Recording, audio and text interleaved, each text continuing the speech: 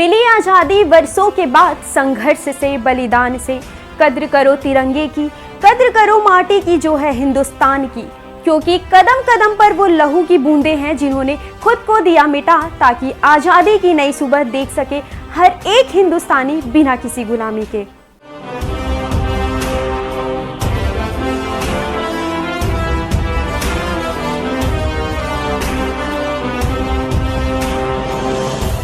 नमस्कार, आप देख रहे हैं इंडियन न्यूज। मैं हूं आपके साथ संगीता।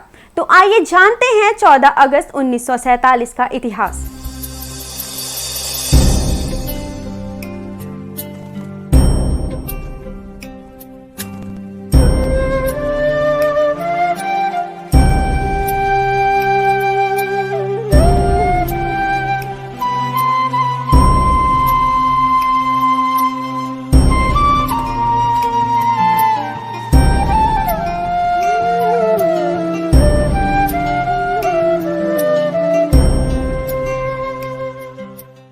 आज हम लाने जा रहे हैं आपके सामने 14 अगस्त की रात का वह सच जिसे हर भारतीय जानना चाहेगा।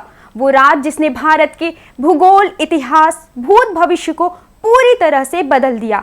वो रात थी आजादी की रात। दिल्ली में 14 अगस्त के शाम से ही जोरदार बारिश हो रही थी। रात 9 बजते ही रायसेना हिल्स पर करीब 5 लाख लोगों का हुजूम जमा हो गया था। बारिश बढ़ती जा रही थी। रात को करीब 10 बजे पंडित जवाहरलाल नेहरू, सरदार वल्लभ भाई पटेल, डॉक्टर राजेंद्र प्रसाद और माउंटबेटन वायसराय हाउस पहुंचे। 14 अगस्त 1947 की रात 12 बजने को कुछ ही मिनट बाकी थे।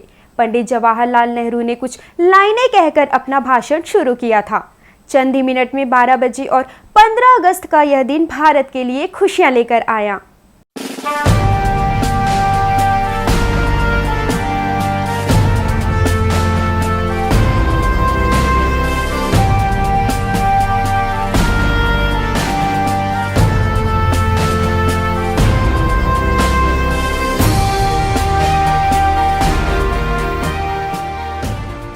एक 190 सालों बाद भारत ब्रिटिश हुकूमत से स्वतंत्र हुआ था, लेकिन इन खुशियों के साथ ही कुछ गम भी थे, क्योंकि भारत अपना 3 लाख वर्ग किलोमीटर से ज्यादा का विस्तार और 8 करोड़ 15 लाख लोगों को एक ही रात में गंवा चुका था।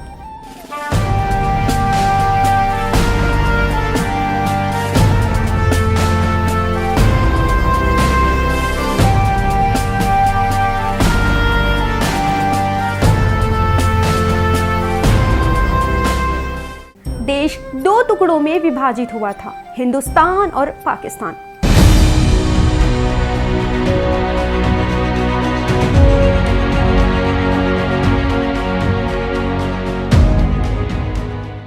हिंदुस्तान यूं ही आजाद नहीं हुआ। 15 अगस्त के बहुत पहले ही ब्रिटिश हुकूमत का अंत शुरू हो गया था। महात्मा गांधी के जन आंदोलन से एक नई क्रांति की शुरुआत हुई थी, तो वहीं एक और सुभाष चंद्र बोस की आजाद हिंद फौज ने अंग्रेजों का जीना दुश्वार कर रखा था। ऊपर से दूसरे विश्व युद्ध के बाद ब्रिटिश सरकार में इतना भी दम नहीं था कि अब वो हिंदुस्तान पे शासन चला सके। इसलिए माउंटबेटन को भारत का आखिरी वायसराय बनाया गया था, ताकि देश को आधिकारिक तौर पे स्वतंत्रता दी जा सके।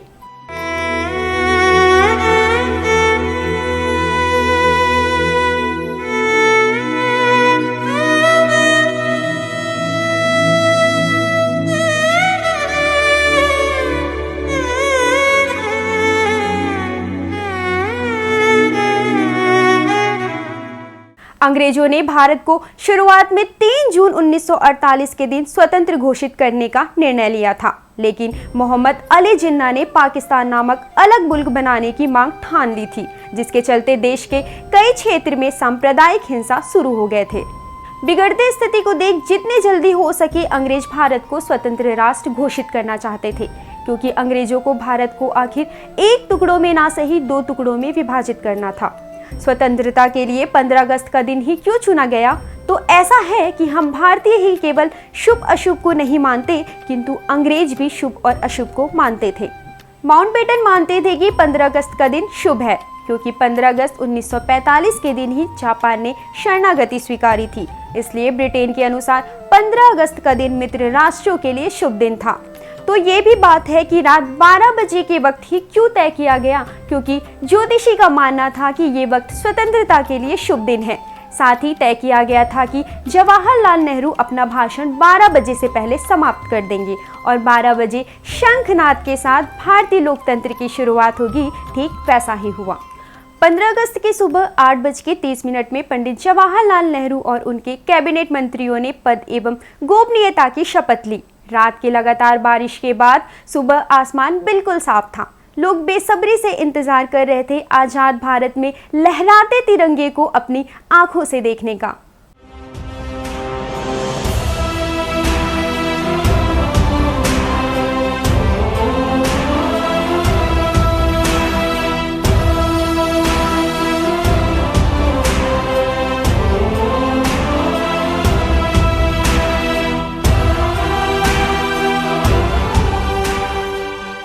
देश के तिरंगे को सबसे पहले जवाहरलाल नेहरू ने रात को 12 बजे ही पार्लियामेंट सेंट्रल हॉल में लहराया था और दूसरी बार सुबह 8:30 पर भव्य राष्ट्र ध्वज को जनता के सामने लहराया गया।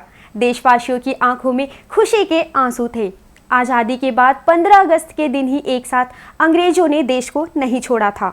आज़ाद भारत के कुछ आला अफसर भी कुछ समय तक अंग्रेज ही रहे। 1500 ब्रिटिश सैनिकों की पहली टीम 17 अगस्त 1947 के दिन अपने देश रवाना हुई, तो आखिरी टीम 27 अगस्त 1948 के दिन निकली। आश्चर्य की बात यह है कि अंग्रेजों को हमारे भारत से निकाला नहीं गया, किंतु अतिथि की तरह सम्मान पूर्वक विदा किया गया। जब मुंबई के बंदरगाह से विदाई ली, तब जॉर्ज पंचम को विदाई देने वाला गीत बैंड बाजा के साथ बजाया गया। हम भारतीयों ने अतिथि देवो भव के सूत्र को कभी नहीं छोड़ा, उनके लिए भी जो हमारे देश को लूटने ही क्यों ना आए हो। पूरी दुनिया जानती है हम भारतीय कोमल हृदय जरूर हैं, किंतु लाचार या बेवकूफ नहीं।